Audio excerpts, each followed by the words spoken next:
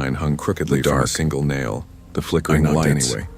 A woman watering But when her I yard turned next door around, I looked saw over. another wet footprint. "You looking for someone?" Newer, glossier "Yes," than I the said. rest. Right "Hi, behind Tyson me. Ward." She frowned. Okay.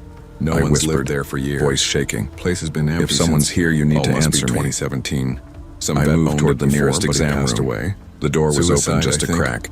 My I pushed it hands started wider shaking and so shined the badly I flashlight dropped my car inside. keys. That can't The be gurney right, sat I empty. whispered. The sheets was in my rumpled like class last someone had week. brushed past them. She gave A me chair a lay sympathetic tipped look and over went in the back corner. inside. That's when I I sat heard in the it. car for almost Soft an hour, breathing. heart pounding. Not mine. When I finally drove home, I called my It came from therapist, the vent leaving a near the rambling floor. voicemail.